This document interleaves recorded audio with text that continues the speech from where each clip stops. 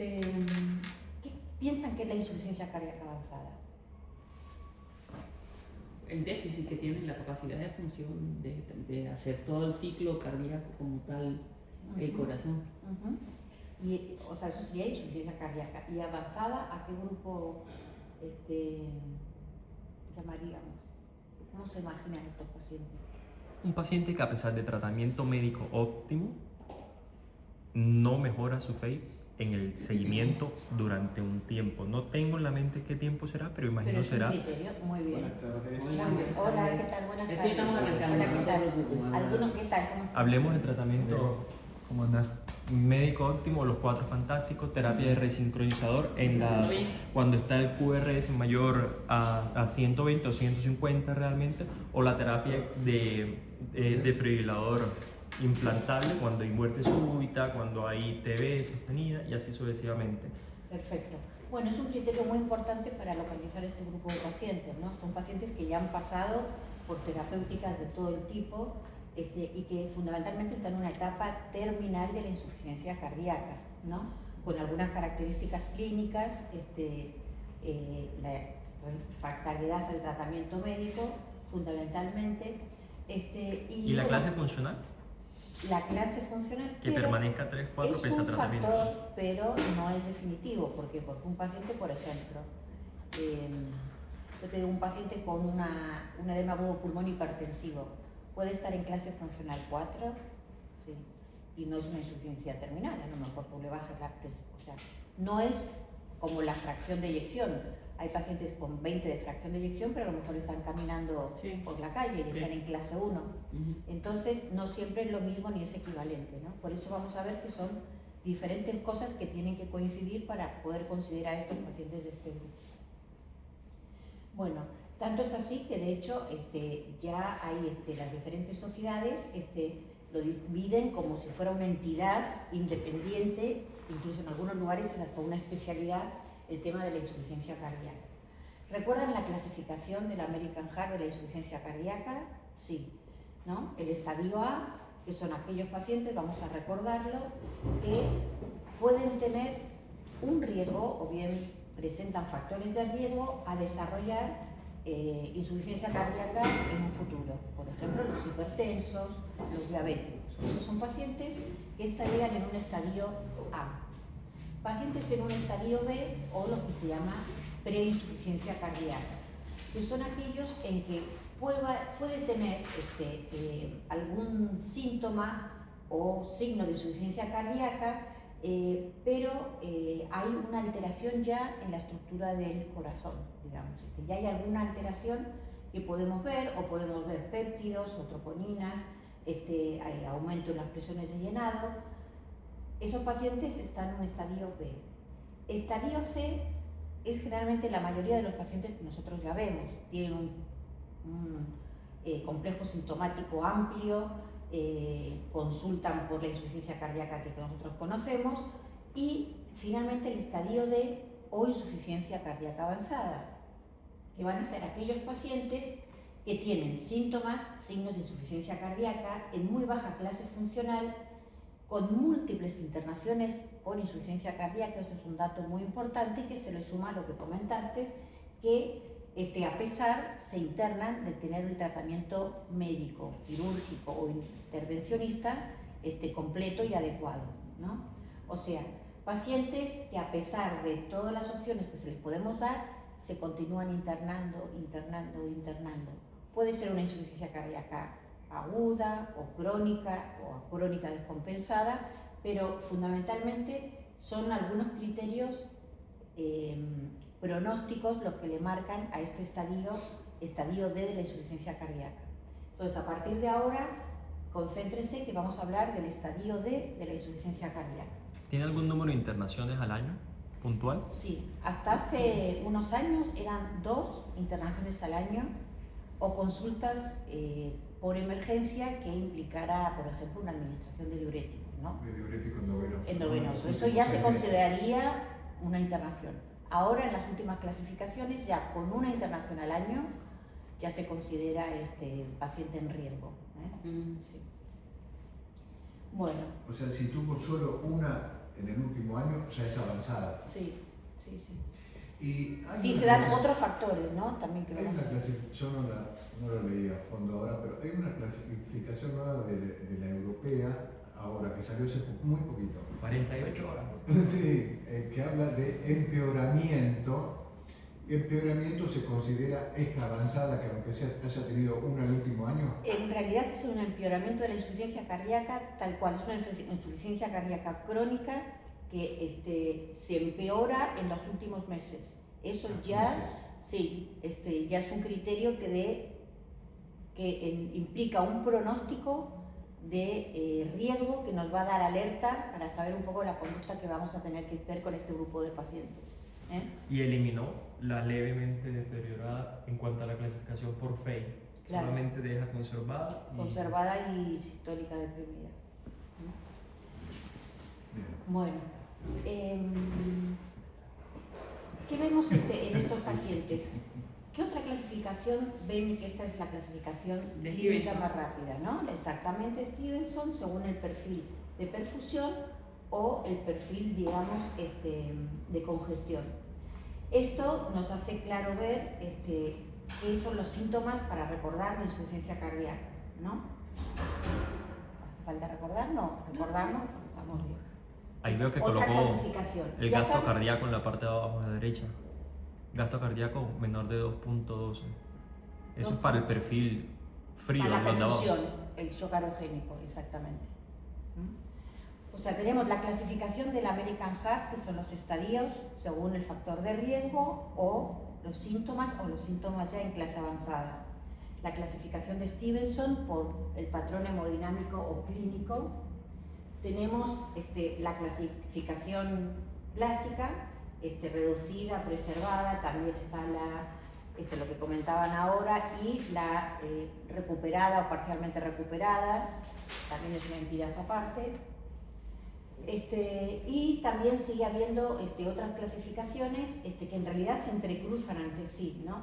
Que son los pacientes que tienen internaciones previas, pacientes que tienen insuficiencia cardíaca en forma ambulatoria, insuficiencia cardíaca aguda o crónica descompensada, lo que decíamos, un edema agudo de pulmón aislado, o por ejemplo un paciente con una miocardiopatía que se interna en una insuficiencia cardíaca descompensada, que depende un poco de la evolución y la respuesta al tratamiento. En internación, hospitalizaciones. Son todos diferentes tipos de definiciones de la insuficiencia cardíaca que muchas veces en realidad lo que vemos es que se están entremezclando. Hola, ¿qué tal? Pero bueno, volvemos a centrarnos en el estadio D, donde hay varias características que vamos a ir definiéndolo. El estadio D, que es el que ven ahí remarcado, es aquellos en el que el tratamiento ya se ha escalado desde todo el punto de vista y requiere un tratamiento más específico, que son generalmente el soporte circulatorio, balón, dispositivos, inotrópicos, derivación a centros de trasplante. Van a ser un grupo de pacientes ya especificados en un tratamiento que ha sido parcialmente efectivo, pero no suficiente para poderle evitar los síntomas o las internaciones a este paciente. Entonces, ¿qué grupo de pacientes van a ser? Como decíamos, hospitalizaciones repetidas o a la guardia, más de 2, ahora ya con una ya se consideran. Aquellos pacientes que no solamente tienen insuficiencia cardíaca, sino que es otro dato también que les suman y que les caracteriza, es que ya tiene un impacto sistémico la falla cardíaca. Es decir, el famoso síndrome cardiorrenal en estos pacientes, pacientes con, por ejemplo, caquexia cardíaca o repercusión general, aquellos pacientes que no les podemos titular la medicación porque no toleran por hipotensión, porque tienen de base cuando van al consultorio 80-90 de sistólica, están persistentemente hipotensos, están persistentemente en clase funcional 4, aquellos que tienen resistencia a los diuréticos, que es bastante característico de estos pacientes que ya tienen un daño renal y que hay que ir aumentando la cantidad de diuréticos. aquellos pacientes que tienen una hiponatremia es un marcador de mal pronóstico en insuficiencia cardíaca, o los que tienen antecedentes de arritmias que, a pesar del desfibrilador, tienen muchas descargas del desfibrilador, ¿no? Estas son características que nos están hablando de un grupo específico de pacientes.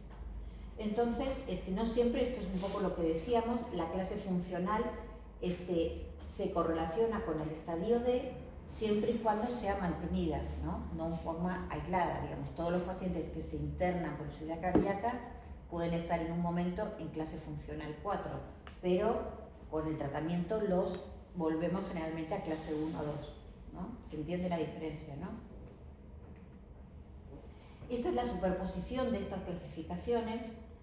Como pueden ver, generalmente el estadio D son pacientes en clase 3B avanzada o 3-4, pero la 4 no son todos los pacientes son iguales.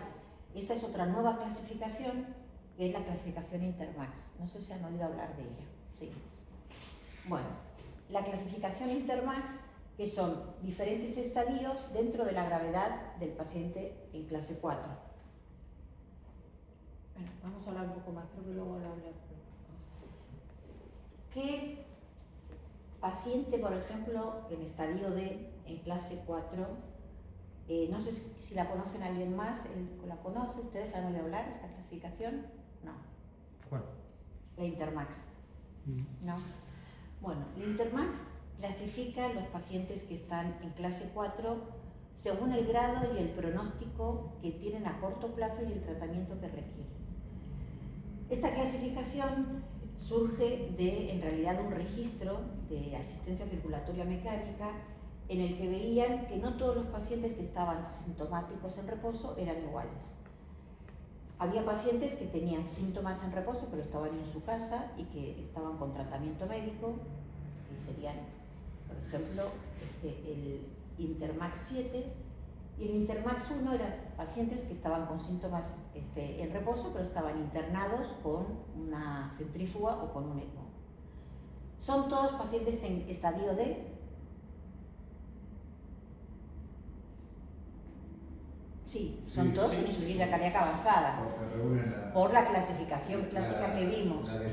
Por definición la tienen los dos. ¿Están por la clasificación del New York Heart Association? ¿Están en la clase 4? Sí, están en reposo. ¿Pero son todos Intermax iguales? No. Entonces, dentro de la insuficiencia cardíaca avanzada, es como que este pequeño subgrupo de pacientes se subdivide en pacientes que son perfiles hemodinámicos totalmente distintos, con conductas distintas, ¿no? Esto es un poco la idea para pensar que todas las clasificaciones de la insuficiencia cardíaca no son todas iguales, no representan por iguales, y hay subdivisiones que por lo menos tienen que conocer. Bueno, en los pacientes con insuficiencia cardíaca avanzada es fundamental, esto no sé si lo habíamos hablado ya, pero es hacer una evaluación pronóstica. Nosotros debemos dar una devolución pronóstica al paciente, porque quizá ese paciente tiene que ir a una evaluación de trasplante, a una colocación de un desfibrilador, o tiene que ir a un dispositivo y tiene un pronóstico de más del 50% a 1 o 2 años. Así que el paciente tiene que saber para tomar la decisión que hay que hacerlo. Y para eso vamos a tener que hacer alguna serie de estudios específicos para estos pacientes, ¿no? Son pacientes que la mortalidad es altísimo, que tienen una alta mortalidad cuando aparte tienen episodios de internación por insuficiencia cardíaca aguda, y que cada internación implica una tasa más alta de reinternación a los 90 días, que las reinternaciones los meses siguientes implica un factor de mortalidad para los pacientes que se internan. Muchas veces es difícil predecir el riesgo porque son pacientes que aparte no tenemos mucha información, no son pacientes habituales que entran en los trials generales, son pacientes que son muy críticos y entonces no es la población habitual que está estudiada. Y el pronóstico es mucho peor que las enfermedades oncológicas, la mortalidad y el pronóstico, ¿no? La insuficiencia cardíaca avanzada generalmente está aumentando. ¿Por qué? Porque tenemos más población con más insuficiencia cardíaca, que viven más tiempo, que tienen más procedimientos, generalmente todos, por ejemplo, lo más clásico es la cardiopatía isquémica, son pacientes que antes morían más jóvenes, ahora están revascularizados, angioplastiados con desfibrilador, y es una población que va a generar y aumentar la tasa de pacientes con insuficiencia cardíaca avanzada. Generalmente es un grupo entre 10-15%, eso es en Estados Unidos, de los pacientes con insuficiencia cardíaca, y tienen esta mortalidad altísima al mes y una sobrevida muy baja a 5 años, ¿no? Esto es un poco lo que le comentábamos, porque los pacientes de mayor riesgo, al tener tantas posibilidades terapéuticas, aumentan más y aumentan la población, y genera un círculo vicioso de generar pacientes cada vez más graves y que necesitan mayores recursos terapéuticos. Esto es un gran problema, obviamente, para la salud, eso obviamente es obvio.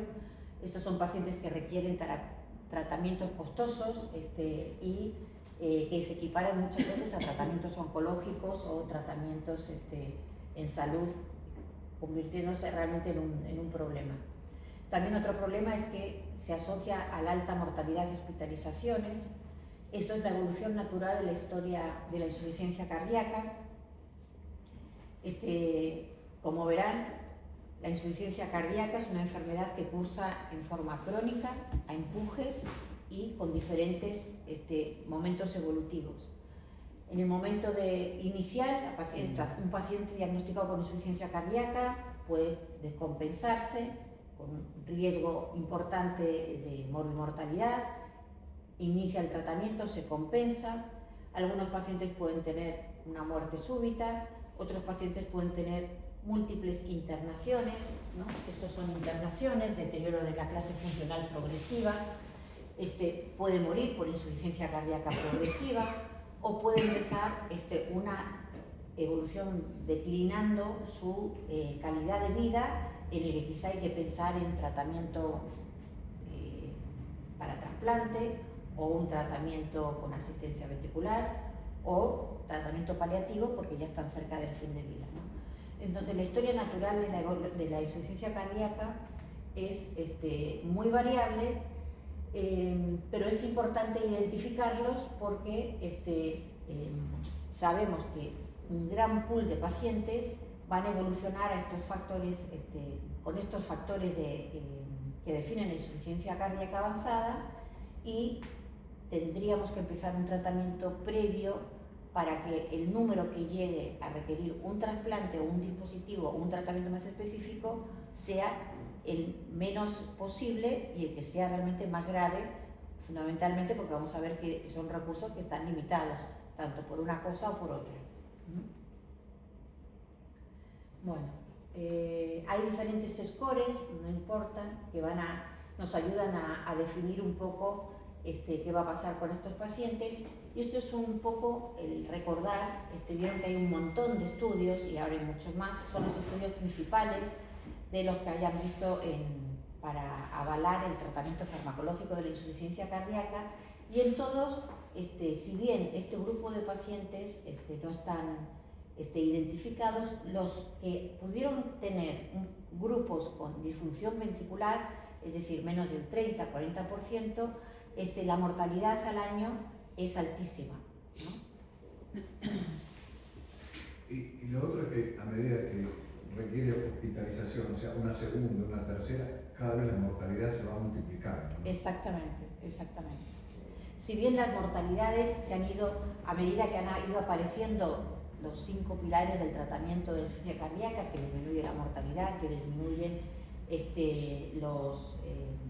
las reinternaciones, eso es cierto. También es lo que veíamos, hay un círculo que se retroalimenta de mayor número de pacientes con más sobrevida y genera más, o sea que siempre el problema de salud de pacientes graves que ya no hay tratamiento para poderles dar, que van a ser unos posibles candidatos a una terapia mecánica si se dispone, o de trasplante, por ejemplo, en nuestro medio, siempre sigue siendo un número importante y que sobrepasa lamentablemente a la posibilidad de ofrecerles un donante por la escasez de donantes.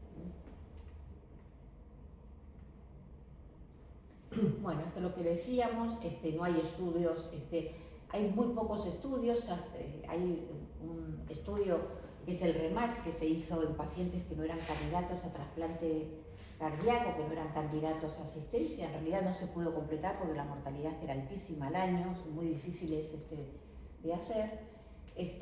Así que bueno, lo más importante es poder detectar este grupo de pacientes para poder adelantarse en el tiempo y no llegar tarde.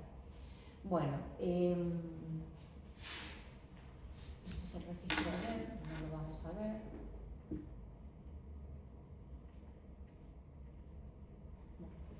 ¿Cómo podemos evaluar estos pacientes? En estos pacientes podemos evaluarlos por estudios complementarios o considerar scores de riesgo que en insuficiencia cardíaca avanzada se usan bastante. ¿Por qué?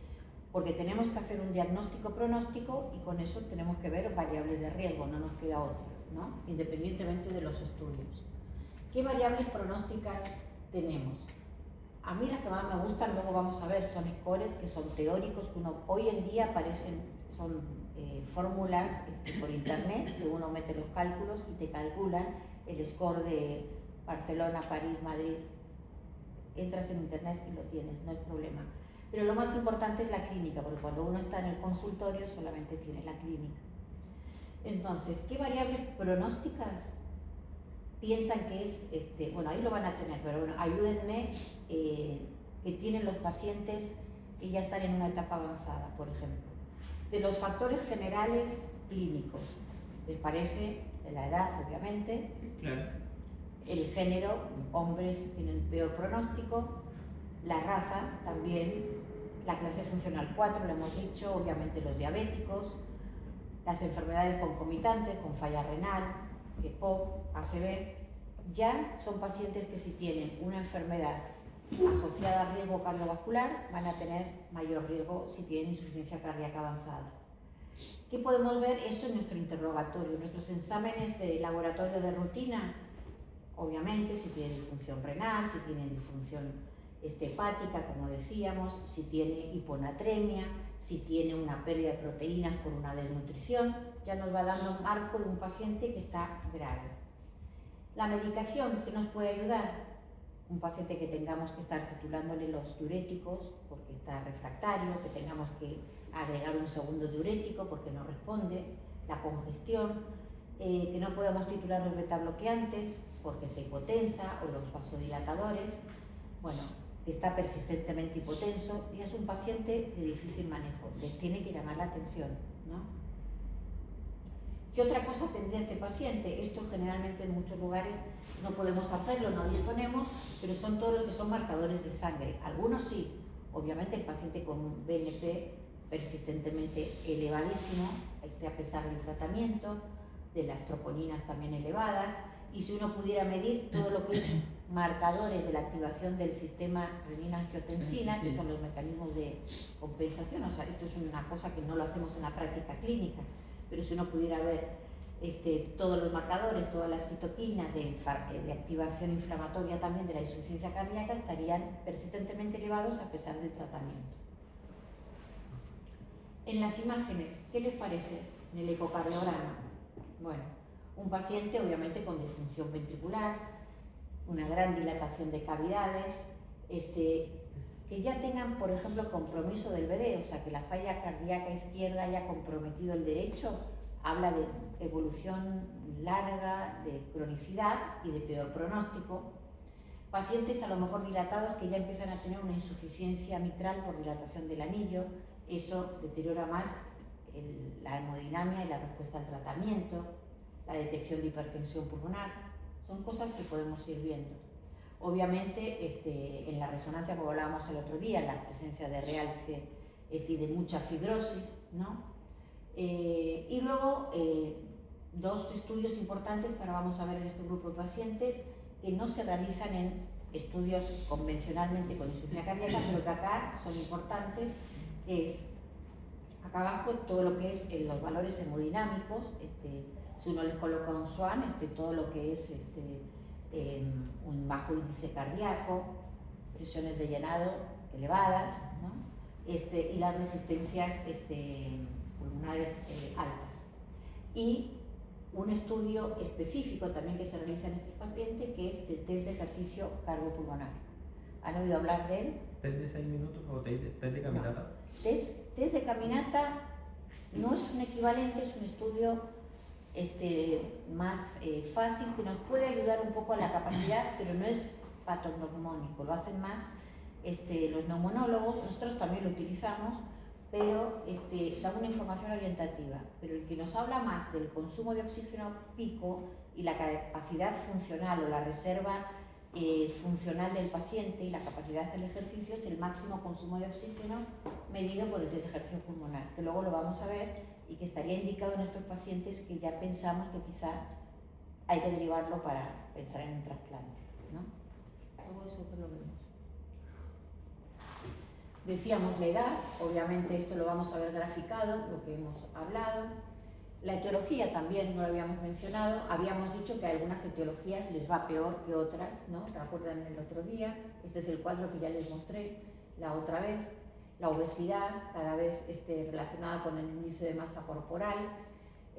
Algunos elementos del examen clínico, como por ejemplo los signos de falla derecha, el tercer ruido persistente, la taquicardia sinusal de reposo, todo eso habla de que el corazón no termina de compensarse y son marcadores de activación neurohormonal o inflamación de la insuficiencia cardíaca. Bueno, esto es un poco ver la evolución del cuadro de la insuficiencia cardíaca, que lo habíamos visto. Obviamente la falla renal, a medida que va bajando el filtrado glomerular, es un mal pronóstico, la hipertrofia ventricular, igual que la dilatación, la reducción de la fracción de eyección, los parámetros ecocardiográficos que hemos visto y las diferentes internaciones, el riesgo de mortalidad después al alta, ¿no? Los marcadores que habíamos visto, el BNP, acá tenemos BNP y troponinas, nada más. En otros lugares ya hay marcadores también de fibrosis vinculados a la insuficiencia cardíaca, la respuesta y la tolerancia a la medicación. Y, por ejemplo, vemos la importancia del test de ejercicio pulmonar. Este estudio es un estudio que se realiza, lo suelen realizar los neumonólogos o cardiólogos.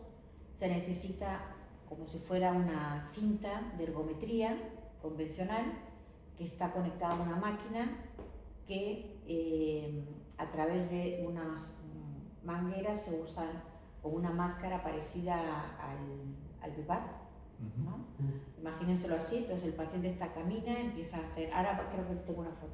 ¿Eso es de rehabilitación cardíaca también? También lo hacen muchas veces para ver, porque lo usan en rehabilitación, lo usan los deportistas, los deportistas de entrenamiento importante, y los candidatos a trasplante para la evaluación. Ahora van a ver por qué el valor es importante. Entonces, el paciente hace como una caminata en la cinta, se le coloca esa máscara que está conectada, esa máscara va a detectar el CO2 que se elimina y va a detectar cuando durante el ejercicio se detecta el umbral anaerobio por la respiración, o sea, cuando el paciente ya no da más, entra en aerobiosis porque no puede hacer un intercambio y empieza a aumentar el ácido láctico y ahí empieza a caer el rendimiento. Todo eso da una serie de valores con un pico máximo del consumo de oxígeno que se traduce en valores pronósticos. Me paran cualquier cosa. Bueno, es fundamental para la selección de pacientes con insuficiencia cardíaca que vamos a pensar que pueden ser candidatos a trasplante cardíaco, y cuando el máximo consumo de oxígeno, que es un valor que nos lo va a dar la máquina elaborado, es menos del 50% del esperado, ya implica un mal pronóstico y es paciente que debería ser enlistado en una lista de trasplantes si no hay contraindicaciones, ¿no? Puede ser el máximo consumo de oxígeno y luego hay otros valores de la ventilación, que es el CO2 expirado, la relación del máximo consumo y la relación expirado. Si, por ejemplo, valores como también pueden ver en una espirometría que no levanten la presión arterial durante el ejercicio, que es la respuesta fisiológica, o que no levanten la frecuencia cardíaca. Todo eso nos están hablando, o un paciente que se hipotensa en el estudio, de pacientes que no tienen reserva miocárdica y que entran rápidamente en una deuda de oxígeno. Generalmente entonces se consideran que pacientes con menos entre 12 a 14 mililitros kilo minuto, que es en los que se expresa este máximo consumo de oxígeno, ya son pacientes que tienen indicación de evaluación para trasplante. Bueno, hay que adaptar algunos valores, generalmente según la edad, el sexo, la edad,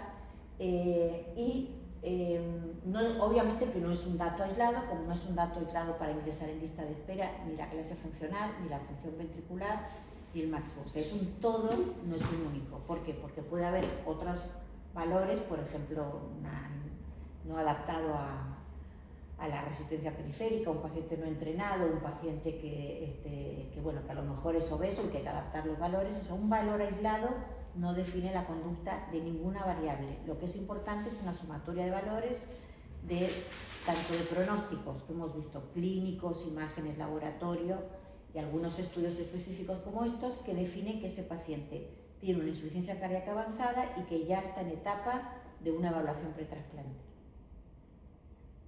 ¿Se entiende? ¿Sí? Acá el consumo de oxígeno, ahí lo ven. La cinta, la mascarita, se une toda una computadora y la computadora va dando todos los datos, como la ergometría moderna, pero mucho más complejos, y en realidad lo que registran son datos que detectan que el organismo está haciendo un consumo de oxígeno demasiado alto porque no hay reserva coronaria y el corazón no puede, es la definición de insuficiencia cardíaca, que ya la han visto cuando vieron el tema, no puede cubrir las necesidades del organismo en esfuerzo. A todos nos pasa, obviamente, pero cuando un esfuerzo es muy chico, habla que la reserva es poca, entonces empieza a generarse hipoxemia, ácido láctico, y todo eso se traduce en gases expirados y eso lo detecta el aparato. Y nos lo da en un valor. Cuando ese valor es menos de 14, tenemos que pensar en evaluación para trasplante cardíaco. ¿Quién decide? Pregunta de examen. ¿Ah, sí? ¿Cómo es? Otra vez. Rebobini dice. 14 mililitros kilogramos. Se despertaron todos. Exactamente, 14 mililitros kilo minuto. Está bien que cuando un paciente está muy beta bloqueado, puede tolerar un poquito más, pero ya con 14, algunos 12, pero con 14 es un número que para nosotros ya nos tiene que dar una alarma, y derivar a un paciente a un centro de trasplante. Ya tienes un 1 en el examen. Bueno, habíamos dicho lo de la hiponatremia, ¿no? Ese dato, sí, lo la tiene. dijo. Menor de 133. Exactamente, y si ahora lo van a buscar, se van a dar cuenta cuando vean un paciente muy grave con insuficiencia cardíaca o con mucho tiempo de tratamiento, ven que manejan esos sodios. Es cierto, lo he Todos visto. están hiponatrémicos por los diuréticos, dice uno. Bueno, pero cuando un paciente tiene mucho diurético, no en agudo, sino en consultorio que viene, es porque ha requerido mucho, porque está congestivo, ¿no? Bien. ¿Cómo se repone? Siempre y cuando no sea dilucional, obvio. La reposición de hiponatremia, ¿cómo? Eso es, cuando estos pacientes, pueden ser dos escenarios. Uno es que sea dilucional, porque esté, por ejemplo, un síndrome ascítico edematoso por falla cardíaca, ahí lo que hay que hacer es balance negativo. Pero si el paciente está en peso seco y está hiponatrémico, no se corrige, porque es la activación del sistema, es un factor de mal pronóstico. ¿Me explico? Si es con LEC aumentado, es dilucional y es porque está congestivo. Y después del tratamiento se va a normalizar. Pero un paciente puede estar en peso seco, con insuficiencia cardíaca avanzada, con muy bajo gasto, ser candidato para trasplante cardíaco y que viva con ese sodio, sin síntomas ni nada, pero porque es un mecanismo crónico que se va agotando y nunca lo reponen. Y no hay que corregirlo. Porque si nosotros le damos sodio a estos pacientes, lo he visto, eso hay que tener cuidado porque es algo muy clínico, de los clínicos, ven el sodio y lo quieren corregir, y no porque lo que hacemos es encharcarlo. Sí, peor. O sea, nosotros estamos dando diuréticos, si el paciente ya está seco, esa hiponatremia no se puede corregir. ¿Me explico? Porque si no le damos 6 litros de agua de charcas. ¿eh? Porque yo vi Es muy corregir- frecuente verlo con un plancito. Porque hay, o sea, Yo lo dejo seco, en mi con hospital una lo lengua corrigen para colocar con tico. cloruro de sodio Mm. al 20% en un frasco de fisiológico y lo pasan No, mi querido doctor, en una hora. se hace una solución hipertónica al 3%, que se hace con 50 mililitros de cloruro de sodio al 3%, te va y te da 514 mil equivalentes en 1 litro, y solamente se corrige si el paciente es sintomático. Ujú. Este paciente, que es un mecanismo crónico de adaptación, no se va a No se corregir. corrige. No, claro. Ni O sea, tampoco va a un estar viejito con sintomático. hiponatremia por otra causa, sí, obviamente que Y lo ves sintomático como si nada. se trata, pero en estos pacientes no, porque es parte de la insuficiencia Paciente cardíaca. con insuficiencia cardíaca. Claro, Ese- o sea, no se le Sí, puede sí, sí. Y corregir mucho más que su mecanismo de porque- hiponatremia dilucional. Sí. porque le estamos dando sodio No se puro corrige. a un paciente con que va a hacer insuficiencia cardíaca, que no va a tolerar y va a hacer una descompensación. A lo que me refiero es que a medida que le vayas colocando los diuréticos, él va a hacer una diuresis osmóticamente baja. Va a eliminar agua y se va a concentrar más en sodio. Entonces, el tratamiento de la hiponatremia dilucional es diuréticos. Ujú. Sí. Y la hiponatremia eubolémica en pacientes crónicos no se trata. ¿eh? Por eso la Es uno de los indicadores de la necesidad de un trasplante. Exactamente, Sí, sí, exactamente, es una luz. exactamente, sí. Bueno, estos son lo que soporta lo que les estoy comentando, ¿no? Está todo demostrado. Otro dato que habíamos dicho que es muy importante es la hipertensión pulmonar en estos pacientes. Cuando la insuficiencia cardíaca es crónica, bueno, sabemos que genera hipertensión pulmonar. ¿Qué tipo de hipertensión pulmonar sería esta? Y secundaria a la sobrecarga izquierda, digo, con aumento de Tipo 2, oxigenación, secundaria cardiopatía izquierda, ¿no? aumento Entonces- de presiones de llenado, Wesh. Claro, exactamente. Porque tienen todos estos pacientes una Wedge de cuál va a tener, de qué valor, por encima de cuánto. mayor de 35. Arriba de 15, No, esa es 18, la presión sistólica, mayor de 18. de 18. La Wedge entre 18 para abajo no es cardíaca. Más de 18 ya sabemos que es cardíaca y es del grupo 2. Cuando estos pacientes, todos los pacientes con insuficiencia cardíaca y disnea y congestión y RALES o edema agudo pulmón, es que tiene Wedge alta.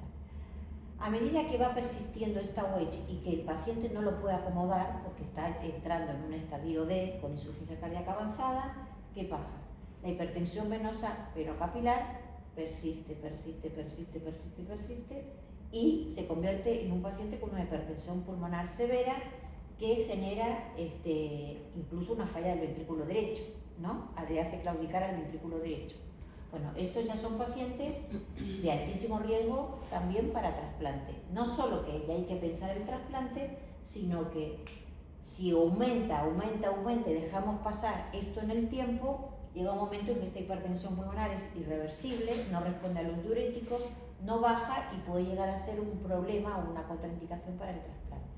Entonces, ya es un signo de alerta en que tenemos que mandarlos precozmente porque si dejamos pasar mucho tiempo, después no van a ser ni candidatos a trasplante.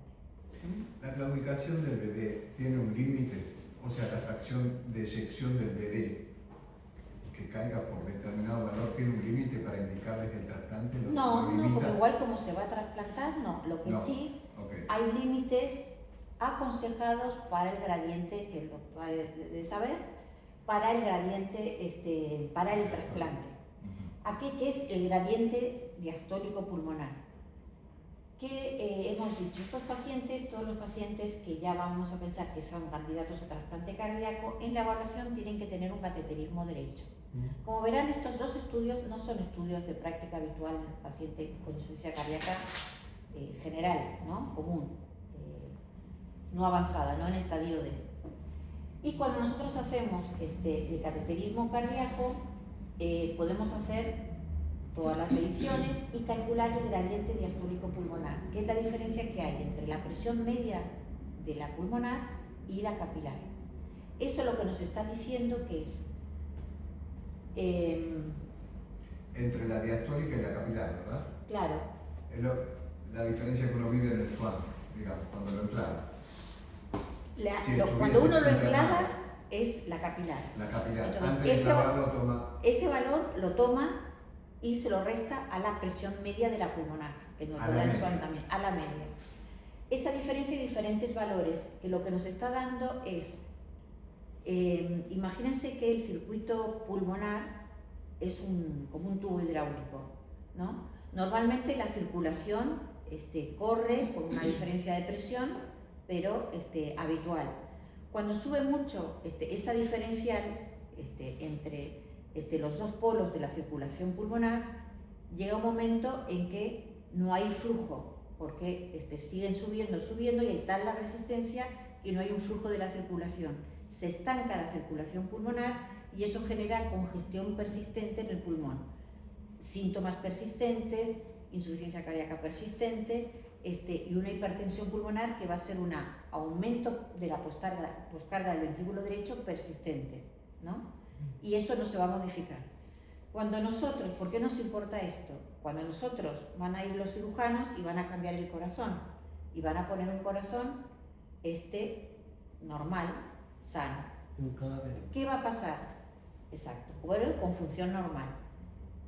Cuando arranque el corazón con el ventrículo derecho, ¿qué presiones está acostumbrado a trabajar? Presiones bajas, 5. Bien, se va a encontrar con un paciente que está con un corazón nuevo, no preparado, y va a arrancar y se va a encontrar una poscarga del ventrículo derecho que va a ser un pulmón con las resistencias pulmonares elevadas porque ha estado con hipertensión pulmonar 10 años, 15 años. ¿Y qué va a pasar el ventrículo derecho? Cuando quiera arrancar y encontrarse con esa poscarga alta. Y va a claudicar el derecho. Va a claudicar en quirófano en los primeros días del posoperatorio. Y el trasplante va a complicarse o va a ser un fracaso, va a fallar el injerto. Eso es lo que se llama muchas veces falla del injerto. Cuando lo rechazan. No, rechazo es un mecanismo inmunológico. Esto es falla del injerto porque hay una barrera mecánica que no puede vencer el ventrículo derecho, porque es un ventrículo derecho que no está adaptado a eso, ¿no? ¿Se entiende? Por primera vez entiendo el concepto de por qué la presión sistólica pulmonar o la presión media pulmonar es una barrera y se puede decir que está pasado para hacer algo a nivel cardíaco. Bueno, precisamente. Exactamente. ¿Cuál es el valor? El valor es numérico y cada vez ha variado más y depende mucho de cada equipo de trasplante, porque un equipo de trasplante que tenga poca experiencia, como un paciente con hipertensión pulmonar y alto riesgo de que fracase el trasplante, no lo contraindica. Un centro con mucha experiencia o que a lo mejor tiene un soporte, un ECMO para sostener esta falla del injerto, lo acepta. O sea, hay valores que no son una contraindicación absoluta en el día de hoy, pero sí se sabe que a partir de un gradiente de más de 12 ya es un riesgo y un gradiente más de 16 el riesgo es muy alto y que puede incluso uno no trasplantarlo, ¿no?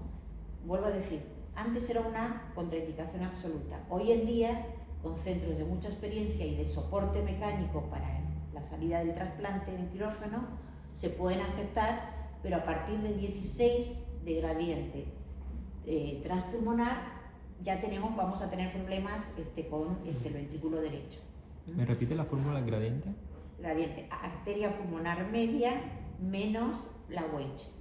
Eso es el gradiente. Y ¿qué podemos hacer nosotros? Generalmente, bueno, ya les comento, lo que hacemos es hacer un test y un tratamiento con drogas vasodilatadores para evaluar si este gradiente vasodilatando el lecho pulmonar se puede modificar. Porque si lo podemos mejorar con diuréticos, vasodilatadores y baja, hay muchos candidatos que podemos llevarles en mejor estado al trasplante.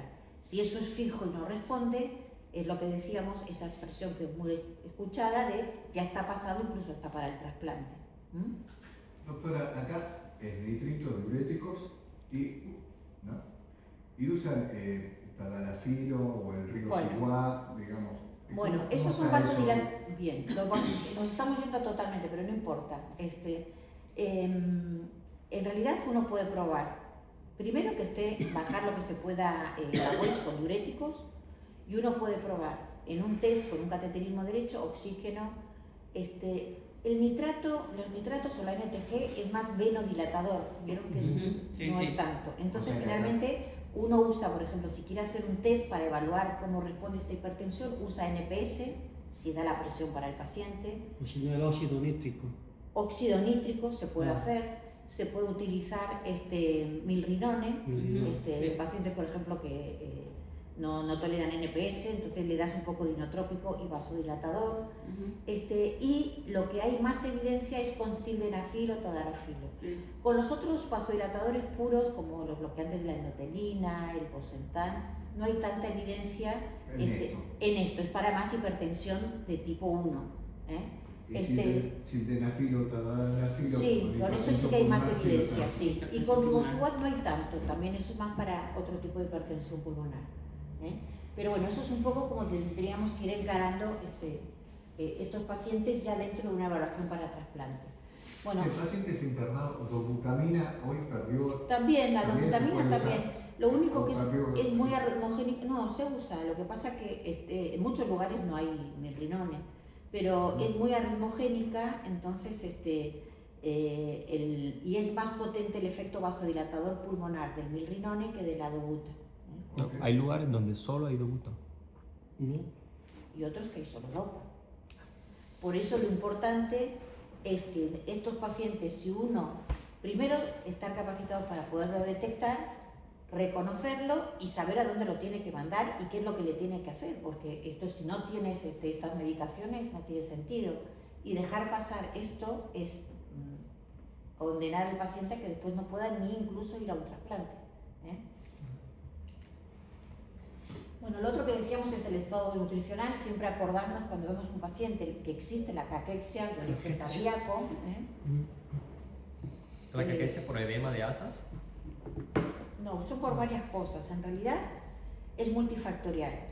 Obviamente que un paciente congestivo no absorbe, eso es verdad, pero se suman anorexia porque los pacientes no pueden comer. Un paciente que está persistentemente congestivo no puede comer porque la hepatomegalia le comprime y le desvía la cámara gástrica. Un paciente con hipoperfusión tampoco puede comer. O por la misma sobrecarga que tienen siempre, están anoréxicos. Exactamente, y sobre todo porque la insuficiencia cardíaca libera y aumenta la concentración del factor de necrosis tumoral. Y eso lo que hace es un activador catabólico constantemente y empieza como un consumo a disminuir la masa proteica, los músculos esqueléticos, y el paciente se consume como si fuera un cáncer, igual. Tampoco es bueno llegar en ese estado a un trasplante. Bueno, lo de las troponinas. Esto lo voy a pasar. Resumiendo un poco, sabemos que hemos dicho el tema de los marcadores. Acá disponemos en algunos lugares troponina y BNP. Sabemos que la persistencia, la insuficiencia cardíaca eleva las troponinas también, no solo el síndrome coronario agudo, y el BNP en estos pacientes se pueden imaginar que está alto. ¿Necesitamos tener BNP para el diagnóstico? No, porque si lo tiene, muy bien. ¿Lo necesitamos a lo mejor para indicar un trasplante? No para llegar al trasplante, el BNP te abre mucho las aguas para saber de que un pre-BNP disminuido evidentemente no va a ser una falla cardíaca, como cuando estás haciendo un diagnóstico diferencial con asma u otra entidad de esta clase, ¿no? Pero la clínica es soberana y pura. Pero en este caso, que ya sabemos que es un paciente con una historia de insuficiencia cardíaca avanzada, no nos va a sumar mucho. Doctor, y como marcador pronóstico, porque hay personas que durante su ingreso, a la salida y en el seguimiento lo hacen. Exactamente. ¿Qué es lo que más nos podría ayudar en este sentido? El valor pronóstico que tienen, si un paciente va a una internación y puede irse de alta con valores más bajos, tiene mejor pronóstico que el que a pesar del tratamiento tiene valores de 4.000, 5.000 persistentemente. ¿Es necesario? No. ¿Ayuda? Suma. Bien. No, o sea, no lo limita, digamos, a la indicación. No. No sé si cómo siguió después, pero hubo un momento a la salida del Vericiguat al mercado, sí ponía un límite si estaba muy elevado, ya que no tenía efecto, digamos, Claro. ¿no? Mejoraba Lo que un pasa poco es que eso. hay No que sé tener cómo siguió mucho, eso después en el hay que mercado. tener mucho cuidado porque hay tantas variables que interfieren en estos pacientes todos tienen síndrome cardiorrenal, todos tienen diferentes de masa, cambios en la masa corporal, que hay que tenerlo con pinza. Muchas veces se convierte en algo más académico que otra cosa, ¿no? Pero el mayor valor en estos pacientes es el delta del BNP, si uno lo midiera rutinariamente, ver el delta del BNP durante la internación, ¿no? Esos pacientes que logran bajarlo, como que tienen todavía un poco más de capacidad, pero igual logran bajarlo a valores altísimos, ¿no? Sí, sí. Bueno, ¿qué hacemos entonces con este paciente? Entonces, hemos dicho, el diagnóstico de la insuficiencia cardíaca, la estratificación de riesgo y el pronóstico que tenemos que dar al paciente y orientarnos para la terapia, y sobre todo orientarlos a qué tratamiento va a ser el mejor para este paciente, o sea, la selección del tratamiento. Los scores de riesgo de la insuficiencia cardíaca se los voy a pasar porque es importante, porque en algunos van a verlo, en muchos estudios, pero no es algo, la verdad que para mi opinión, que sume para la práctica clínica. Es mucho más fácil el sumar variables individuales que los scores. ¿Cómo se forma un score? Una sumatoria de univariables o de factores univariables que con diferentes fórmulas matemáticas generan un valor y que según un grupo estadístico va a quedar por encima o por abajo de mayor riesgo. Eso están todos escritos, están todos en la literatura, en algunos hay tablitas para hacerlo y pueden ayudar. Pero ahora vamos a ver para qué serían importantes los scores. Los scores, si uno tiene un diagnóstico muy claro, evidente y no queda duda, ¿le suma un score? Perdón, ¿cómo es la pregunta? Una escala y un score no está hecho para lucir en una historia clínica, sino para ayudarte a tomar una conducta. Exactamente. Si no, no lo hagas. Es algo que te suma. Si tú tienes un paciente con clarísimo, tú estás seguro que tiene insuficiencia cardíaca porque tiene 8 internaciones por insuficiencia cardíaca, está revascularizado, ahora se vuelve a internar por insuficiencia cardíaca, tiene 20 de fracción de eyección, ¿te suma un score? Cuando tienes todo ahí clarísimo. No, pues si ya la tienes toda clara, ¿para qué te vas a poner a sumártelo? Perfecto. No, dependiendo que toma el score, pero ya seguramente eso le va a dar muy alto, porque ya está con todos los parámetros más. Perfecto. Y si tienes un paciente que dice que tiene disnea, pero que tiene antecedente de bronquiectasia, de 3 internaciones por bronquitis, con un eco normal, por acá, ¿te suma el score? Tampoco. Tampoco, porque ya tienes si está muy claro o si tanto por positivo o negativo, no. Pero sin embargo tienes pacientes en una franja gris que puede llegar a sumar. Y sí, doctora, porque como voy si lo tengo ahí, ese es el valor. Quizás para darle un seguimiento a la evolución que eso pueda tener en el tiempo. Ese es el valor verdadero para decir, bueno, me tomo el tiempo para un score. En los grises son los que suman, ¿no? Si no, la verdad que no suba mucho más. Scores de riesgo hay un montón. El score los más importantes en los pacientes tan graves con insuficiencia cardíaca avanzada es el score de sobrevida de insuficiencia cardíaca y el score de Seattle, en el que se ve, como pueden ver, es un conjunto de sumatorias que hacen los scores que ya hemos visto en la primera parte: máximo consumo, la fracción de eyección, el sodio, la presión media, la frecuencia cardíaca, la etiología, el QRS, las causas de mortalidad. Entonces yo esto lo puedo tener en mi cabeza, lo puedo tener en el consultorio y yo solo, sin tener un número, me voy dando cuenta para dónde va el paciente, ¿no? Otro score, el de Seattle, la cantidad de diuréticos, la presión, la hemoglobina, la fracción de eyección, el sodio, las citomastatinas, el allopurinol, la edad, el género, todo también lo tenemos en el consultorio. El MAGIC, otro más nuevo, también, comorbilidades, todo por examen físico, un laboratorio con interrogatorio. Esto es un poco la idea. Esto quieren calcular el score de Seattle, luego quieren hacer un ejercicio, entran, lo buscan, calculadora del score de insuficiencia cardíaca de Seattle, y van cargando ahí y solo les calculan el riesgo de sobrevida o la mortalidad que pueden tener al año, 2 o 5 años, a medida, esto sería el paciente, y acá son con las intervenciones. ¿Y qué intervenciones pueden hacer? Si le dan el tratamiento óptimo, si les ponen un dispositivo, etc. Es orientativo, nada más. Pero yo lo que hago en mi cabeza, creo que uno se va dando cuenta si sabe qué variables son las variables de riesgo. Bueno, este es un ejemplo que lo pueden ver. Y estos son lo mismo, pero en pacientes que están más estables y que están en consultorio, ¿no? Lo voy a pasar. Bueno, estos son otros scores, el EFFECT, el ADER, el ESCAPE, el EVEREST. Bueno, y terminamos de las clasificaciones volviendo a los perfiles Intermax, que es lo que habíamos visto. Habíamos visto que estos son 7 perfiles dentro de lo que son pacientes en clase funcional avanzada, en clase 4, en el que tienen 2 características importantes. Cada etapa va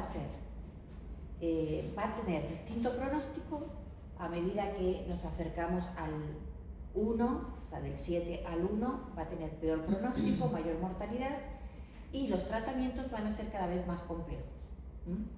Aunque todos estén, como decíamos, en estadio D o en estadio 4. Ahí, como pueden ver, el estadio 1 es el paciente que se llama, que está el paciente quemado o que está quebrado, es el paciente en shock cardiogénico con falla multiorgánica, con una mortalidad prácticamente altísima, con una sobrevida cercana al 0%. ¿Ven acá? Estamos acá. Estos son los diferentes tipos y esto es la mortalidad. Después es un paciente que está descompensándose, es el paciente con shock cardiogénico en curso, el estadio 3, en el que puede estar más estable, pero está estable porque tiene un balón de contrapulsación o porque está con dependencia de inotrópicos, y el Intermax 4, en el que está entre alguna internación, pero está, digamos, con posibilidades de externarse, y del 5 al 7 son pacientes en clase 3B o 4, pero que están ya ambulatorios. Como decíamos, son todos pacientes muy graves, porque pueden ser pacientes con insuficiencia cardíaca avanzada, pero la sobrevida puede estar uno prácticamente al año entre el 50 y el 100%, y los que están en clase funcional Intermax 1, 2, 3, la mortalidad es altísima.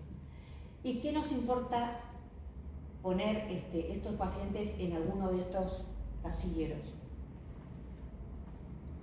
¿Cuál sería la aplicación de esto? Y quizás, digo yo, ¿no? El que ya tiene alta mortalidad por ahí queda medio desahuciado por un trasplante, y los otros por ahí No perderle tanto el tiempo. prioridad, digamos, que tiene chance, ¿no? Está bien. Bueno, Mortalidad, MACE, desencadenante. la mortalidad es totalmente distinta, ¿no? Claro. Entonces podríamos separarlos generalmente del 1 al 3, un paciente que es hipercrítico, Ya medio... o que pueden ser 3 opciones de tratamiento, y los otros que todavía podemos tener un poco más convencional el tratamiento. Bueno, vamos a ver acá. ¿Qué podemos hacer en los pacientes que están en clase funcional? ¿Cuál sería el tratamiento en clase funcional del 1 al 3 que podríamos pensar en cuando ya, digamos, son pacientes en los que ya el tratamiento médico falló o el quirúrgico y no podemos más? Dispositivos de asistencia Uno puede ser un ventricular, dispositivo. impela y balón de contrapropulsión. Bien. Un dispositivo de asistencia ventricular. Bien. ¿Qué otra opción? Y si ya está muy paliativo. Paliativo, perfecto. Y la tercera pata del Drogas inotrópicas. No, antes eso. Inotrópicos, vamos a pensar que todos tienen, Sí. ¿no? O sea, las 3 patas del tratamiento alternativo cuando ya el tratamiento médico fracasó. Asistencia ventricular o circulatoria, Neotrópicos. tratamiento paliativo, Un rosario. paliativo. Y ¿De qué estamos hablando? Trasplante. el trasplante. Ah, bueno. Trasplante, ¿no? Era respuesta más obvia, ¿no? Es lo obvio, a veces uno lo tiene cerca. Claro, lo ¿no? pensamos por el lado de que ya estaba Ya, desahuciado. pero yo dije, ya cambiamos Pero yo la dije, posición, bueno, pero pues, son ahí. Son pacientes de riesgo, pero que pueden estar en emergencia para trasplante. Claro, Está tiene que desahuciado va paliativo. El que está, no sé, en un lugar donde tengamos asistencia puede ir a un dispositivo. Y el que pueda entrar acá en lista de espera son las 3 opciones. Y los otros pueden estar con pulsos a lo mejor de levosimendan, con inotrópicos transitorios, se internan, están ambulatorios y pueden estar en una lista electiva para trasplante cardíaco. Claro, ¿Se entiende? No, O sea, también pacientes que están en urgencia y emergencia. Eso sube a la Exactamente. lista, ¿verdad? Pueden entrar en la lista, pero a lo mejor están en la casa. Son pacientes que están electivos porque están sin inotrópicos. Sería, por ejemplo, un Intermax 6 o 7, ¿no? El paciente que está con inotrópicos está en urgencia, en lista de espera y está internado. Puede ser, por ejemplo, un 3 o un 4. Y si salen ¿no? esos corazones A así eso me rápido, refiero, como yo son también. procedimientos de urgencia, no tienen más riesgo del fallo. Depende, sí. Y por ejemplo, un paciente que está, ya les comento, en clase 1, que está en emergencias porque está, por ejemplo, con un ECMO. Claro, ¿no? está con ventilados, Entonces está esperando. inotrópicos. Obviamente que el paciente que está en Intermax 1, la mortalidad es muy alta. ¿Qué pasa? Se ha visto que es tan alta que lo ideal es no trasplantar en emergencia. Lo ideal es trasplantar en 2-3, con inotrópicos o ventilado, pero no con un ECMO. El trasplante en ECMO tiene Sería mucho más mortalidades y presión. va peor.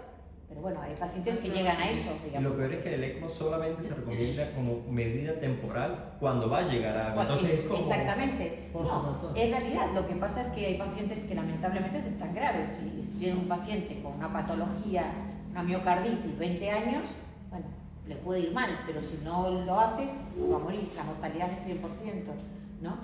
Pero si uno puede llegar a trasplantar en un 2, en un 3, la mortalidad les va mejor, ¿no? ¿Y qué era lo otro que me habían preguntado? Ah, los tiempos. Los tiempos dependen mucho de cada país. Nosotros acá generalmente las emergencias y urgencias pueden estar hasta de 1 semana a 5 semanas esperando. Es variable, O ¿no? más. O más, eso es mínimo, o más. Y electivo hoy en día, te diría que hasta 1 o 2 años y más también. Hay muy pocos donantes. Muy Ok. pocos donantes.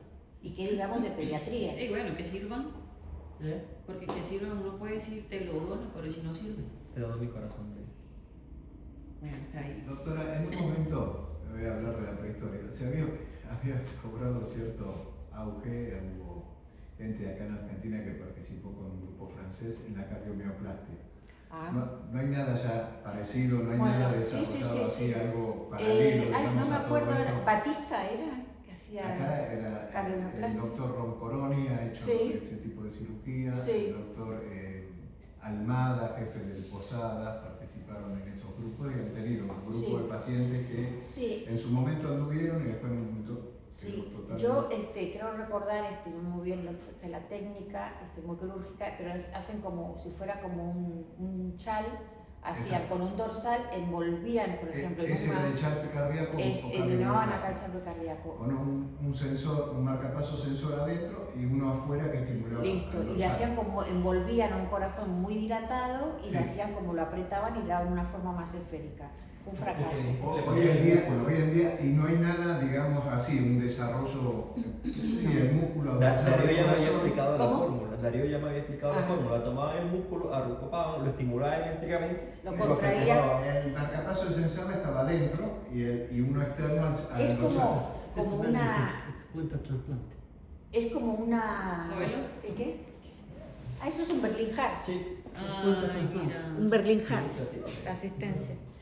En la derecha le hicieron eso. No tenemos tiempo para. Ah, mira, que Es un Berlin.